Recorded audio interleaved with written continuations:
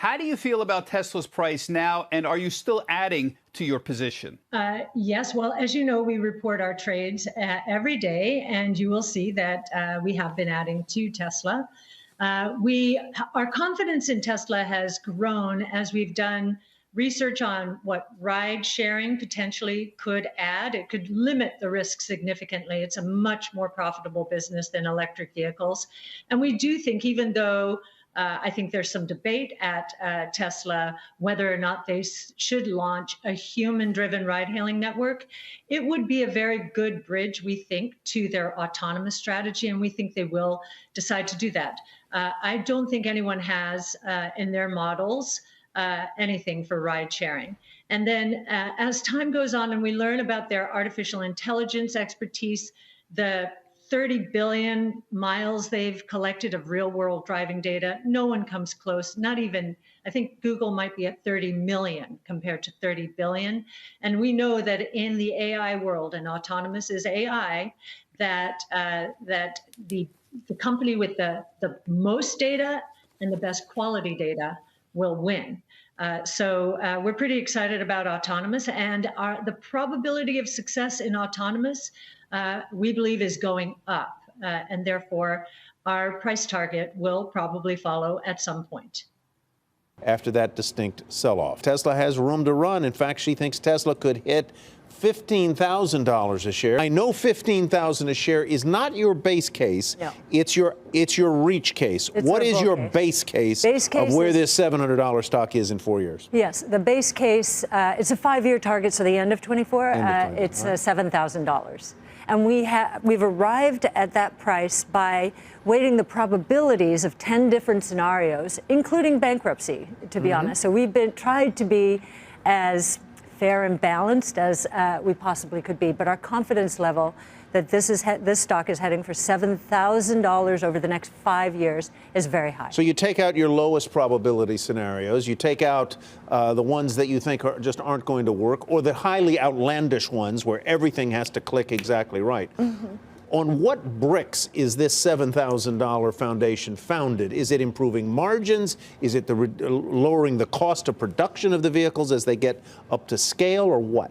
Yes, there are 3 sources for the increase in our estimate, our estimated price target.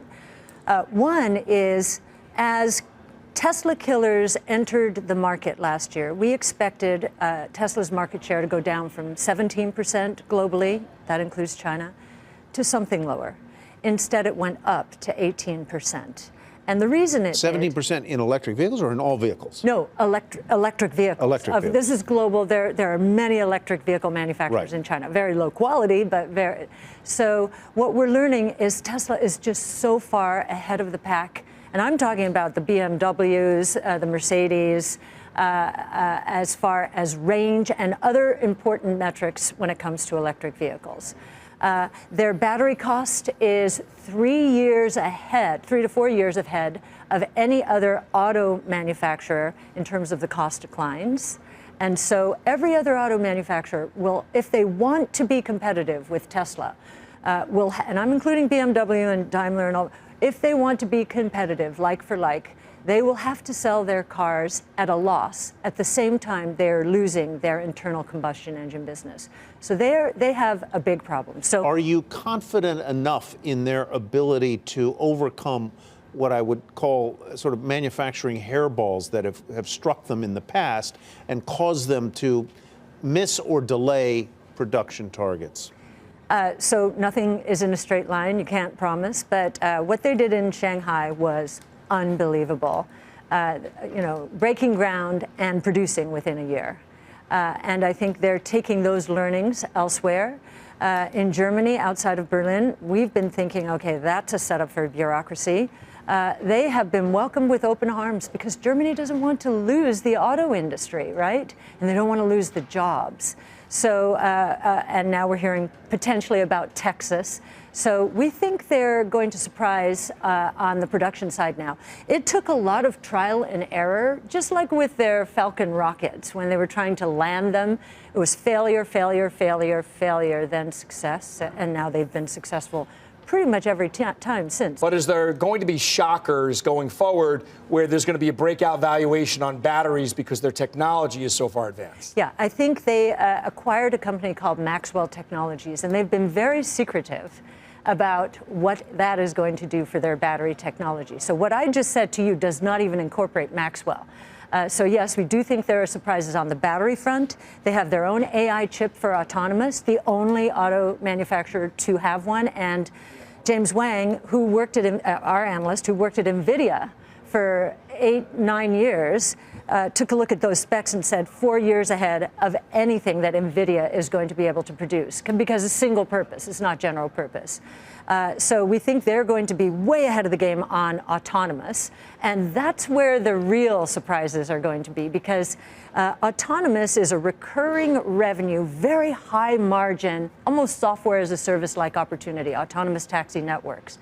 And what you have baked in the cake from the street primarily are low margin gross margins, more like auto, in the 25-30% range. We actually think gross margins, because of their battery technology, could head for 40% on the EV itself, and then the incremental revenues from autonomous would be in the 80% plus range.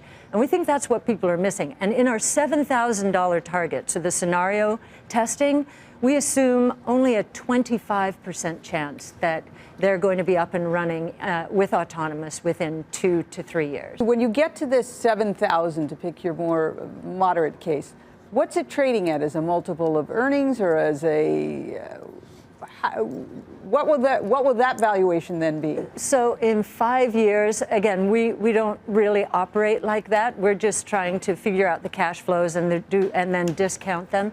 But one of the things that I'd like to focus on is the reason this is going to be such a big upside surprise is because Tesla is riding the convergence of 3 major innovation platforms. Convergence. It's very hard to analyze this in the traditional world, right?